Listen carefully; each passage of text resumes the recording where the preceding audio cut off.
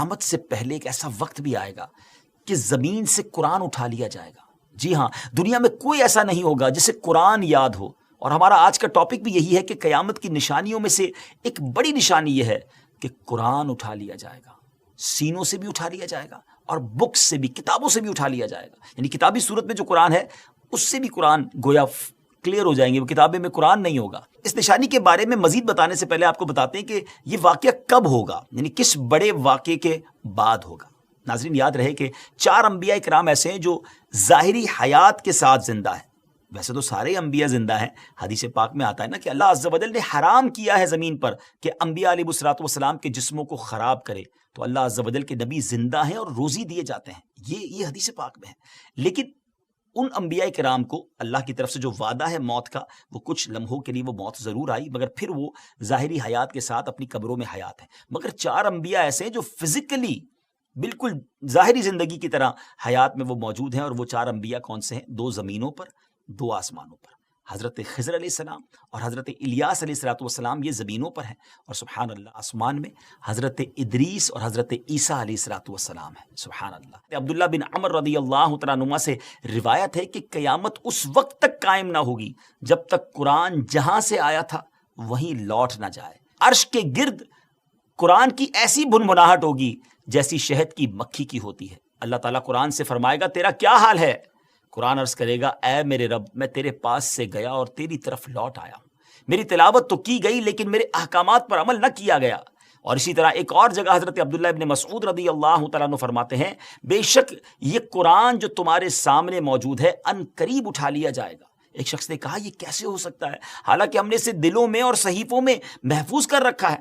ہم اپنے بچوں کو اس کی تعلیم دیتے ہیں اور ہمارے بچے اپنی اولاد کو قرآن سکھاتے ہیں.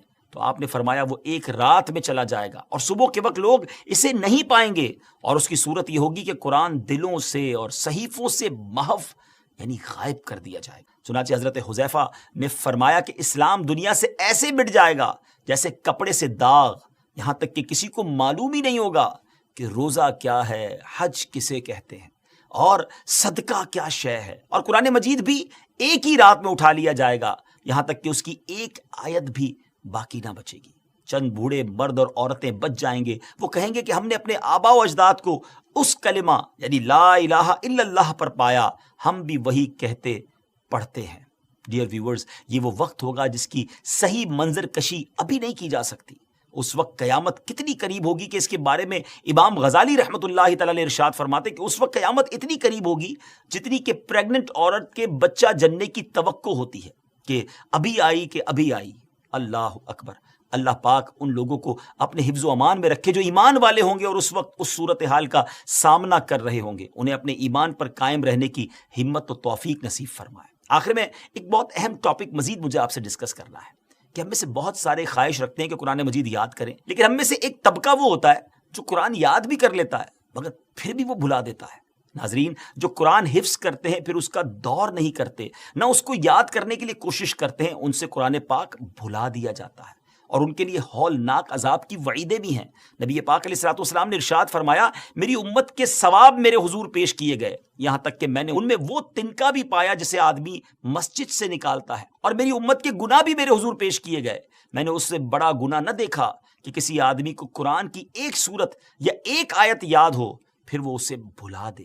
نہ سمجھے کہ بچوں کو حفظ نہیں کروانا چاہیے، حفظ کروائیں، بہت اچھی بات ہے، فضائل بھی تو ہے نا. انشاءاللہ حافظ بچہ ہوگا، وہ عمل بھی کرے گا قرآن کے حلال اور حرام پر، حرام سے بچے گا، حلال پر عمل کرے گا تو گھر والوں کی شفاعت بھی کرے گا. لیکن پھر اس کو یاد رکھنے کا، باقی رکھنے کا انتظام بھی ہم نے کرنا ہے. اگلے ایپیسوڈ میں انشاءاللہ ایک اور قیامت کی نشانی لے کر اس کے بارے میں معلومات لے کر حاضر ہوں گے. دعاؤں میں یاد رکھیے گا. السلام علیکم ورحمۃ اللہ وبرکاتہ.